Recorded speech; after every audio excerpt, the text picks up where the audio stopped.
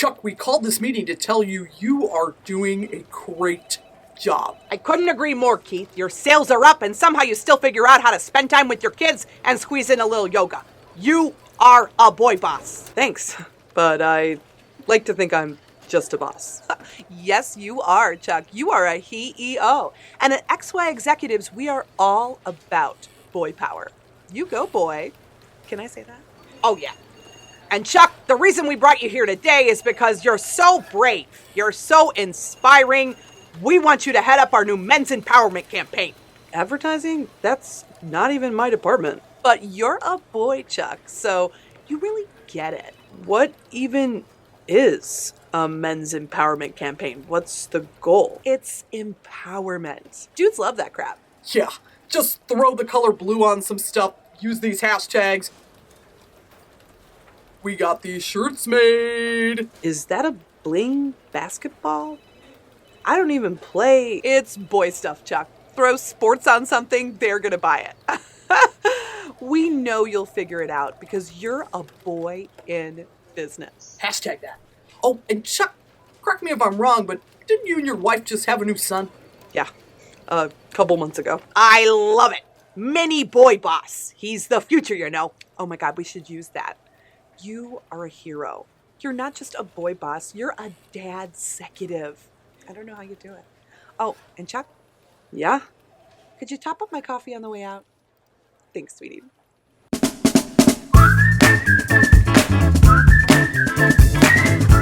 Hey, this is RKA, and this is another episode of Awkward Marketing. Because marketing your business can feel awkward, sometimes awful. I'll help you make it awesome. And speaking of awesome, for more awesome videos, you're going to want to subscribe and give this video a like. Girl boss. It's a candy-coated term that on the outside looks so good, but underneath, I think it's hurting us girl bosses more than it's helping us. Listen, I'm all for women's empowerment, which is why when I first heard the term girl boss, I loved it. I heard it and I thought, yeah, look at me go. I am a queen. I'm doing things in my life and business that I did not have a lot of women role models for growing up. I am the sole breadwinner in my family. My husband is a kick-ass stay-at-home dad. So when I first heard the term girl boss, it felt empowering to me. It said, I can do this. But over time, something about this candy-coated phrase left a bitter taste in my mouth. What's underneath the shell that makes me feel icky after that initial rush of girl power? Well, maybe let's start with the girl part. You don't ever hear a man being called a boy boss. He's just a boss. In fact, you don't really ever hear men being called boys at all, certainly not in the workplace. You'd never dream of passing your boss in the hallway and say, "You go, boy! You're killing it, he-e-o!" But it's common to refer to women as girls long into mature adulthood. Why does this bother me so much? Girl is often a term of endearment. It's something I call my friends, my sisters, sometimes even my mom. But in the context of business, it feels especially off. And then I read an article by Carmen Rios that hit it on the head. She said, when we call women girls, we're using the force of language to make them smaller. We resist and deny their maturity, their adulthood, and their true power. Girl in a workplace context is especially patronizing and belittling because it diminishes a woman and her accomplishments to a cute little thing. Aw, look at that girl boss. Look at her try. Good job, girl boss. You're doing great for a girl. The implication here is that girls, women, aren't expected to be bosses, and that those of us who are exceptions. A successful businessman isn't heralded as a boy boss because we don't consider it exceptional for men to thrive. A successful businesswoman is a girl boss because we're socially conditioned to expect less from her. Sarah Silverman put it perfectly when she said, "Stop telling girls they can do anything they want when they grow up. Not because they can't, but because it would have never occurred to them that they couldn't." You're planting that seed in their heads. Now I know what you're thinking. Most of us, especially women who use the term girl boss, have the best of intentions. We want to lift each other up. We want to support and inspire each other, young women and girls. But what are we telling young girls when we always describe successful women with a qualifier in front?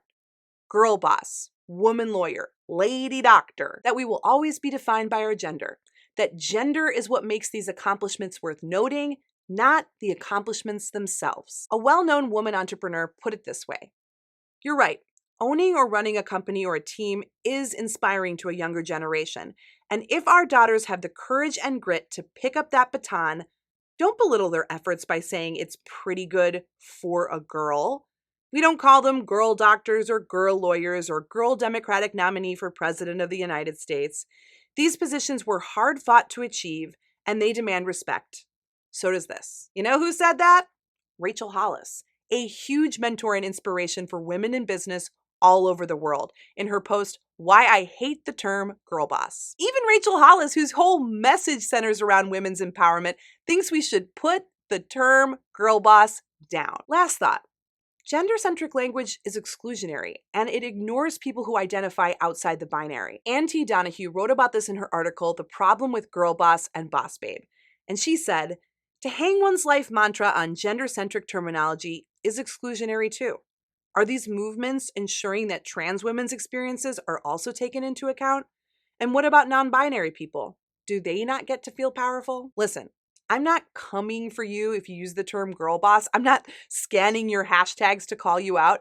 If this term makes you feel strong and powerful, it's your choice to use it. But I want to ask you to imagine, for just 1 second, if we drop the qualifier, what would it look like? What possibilities would unfold? How would you see yourself and treat yourself if instead of calling yourself girl boss, you were just a boss? Oh, and what does all of this have to do with marketing? Well, marketing is about communication. What does it communicate to our audience when we qualify our successes as girl successes? Do we look powerful or do we sell ourselves short? Food for thought. Ultimately, you get to decide that because you're the boss.